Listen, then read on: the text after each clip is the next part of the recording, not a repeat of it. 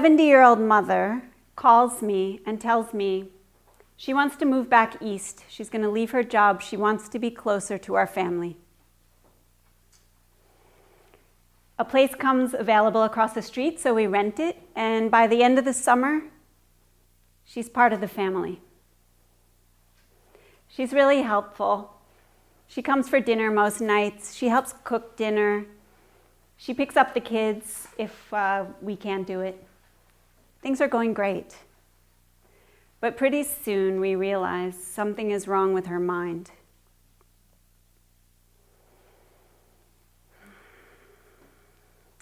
She can't recount her day. She gets lost in town. And she's not managing her money. So my husband and I talk it over. He helps me come to the place where we can welcome her into our home.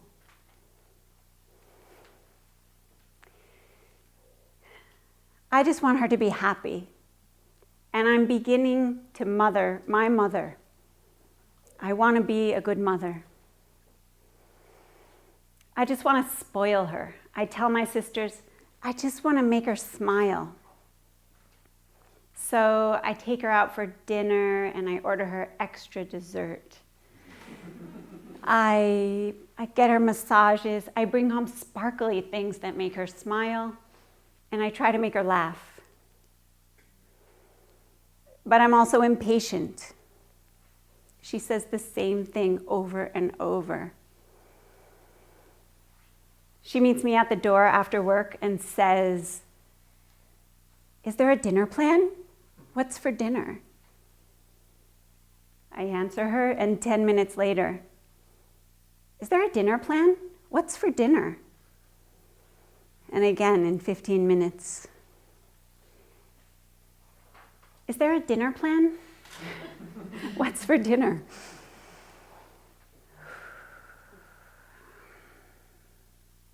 She continues to decline. And I begin to mourn my mother.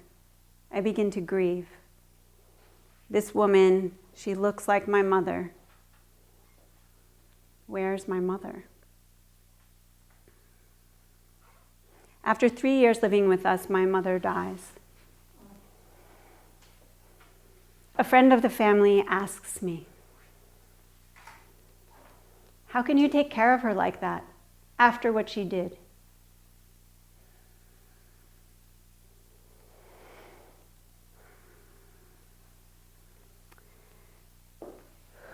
I'm 8 years old. I'm so excited. I'm going to see my mother today. I haven't seen her in so long.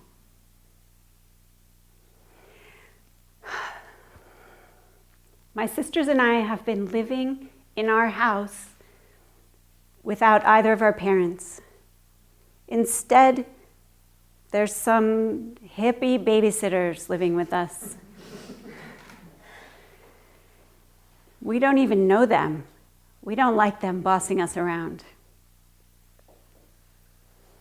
I don't really know where my mother is. I've heard she's recovering from something called a nervous breakdown in a place called Connecticut. All I know is I miss her. But today she's coming back, and I can't wait to see her. I don't remember the day very well. What I remember is we're inside the entryway of my house. The big glass door is there. And she says to me, "I'm not coming back." She gives me a choice. You can stay here in this house with your father, or you can come to Connecticut with me. Pictures fill my mind of my home here in this house. My bedroom, my cats, my little sisters. I try to picture this place called Connecticut. all I see is loneliness.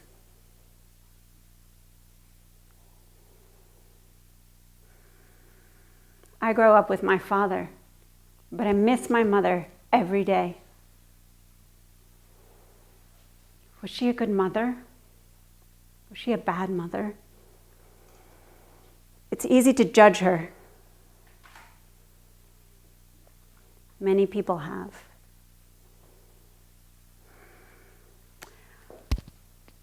I have 2 of my own children now.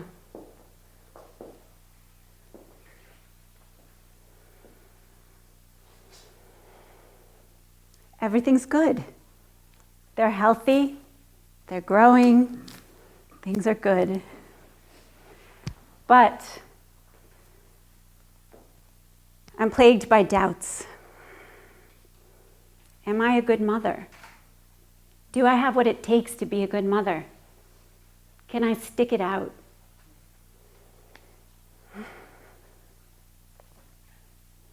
People say, you have 2 boys, aren't you going to go for a girl? But I decide not to go for 3 children.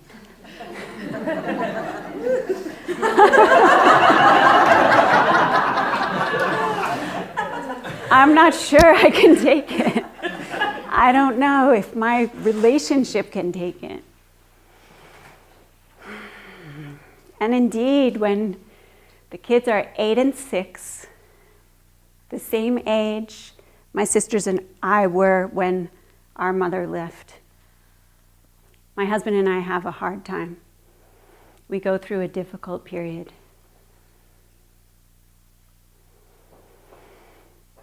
Things get kind of rough, and I think of my mother. Is this what she went through? I remember them yelling.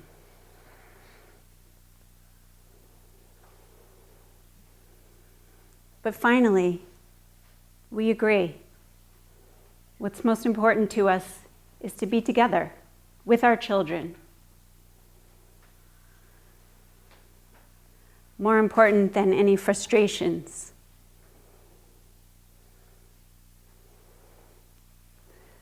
Missed opportunities. And we commit to staying together. My sons are 13 and 15 now. And on the last day of August, I drove with my older son deep into Vermont, where I left him at boarding school. It was his choice, and he worked hard to get there. But when I tell people the news, sometimes I hear their judgment. How could you let him go? I could never do that. Am I a bad mother? How could I not let him go? When I speak to him, he's so full of energy. He's so excited for this new challenge, this opportunity. I don't know what he eats. I don't know how late he stays up. What's here for me is to learn to mother him in a new way, to mother from afar. And I miss him every day. I think back to the day that he was born. It's midnight, October 30th, the eve of Halloween, and I just gave birth at home. I'm a mother. I have a son. I take my newborn baby in my arms. My legs are still weak from labor. And I go outside. It's a beautiful night. The moon is almost full. My senses are so awake. I can see every leaf on every tree. And in that moment, I'm filled with an appreciation I feel connected to every mother and every person that was born. I think to myself, everybody's mother worked so hard to get them here to the doorstep of their life.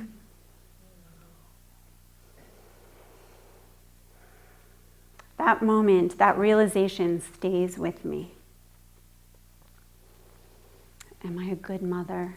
Am I a bad mother? This question plagues me. It may be with me my whole life.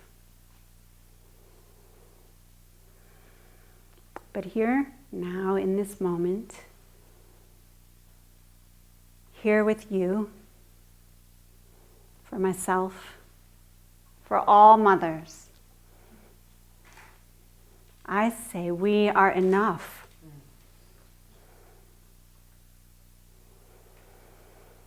And if all we gave was life, it would have been enough. There's a saying in Hebrew, Dayenu, it would have been enough.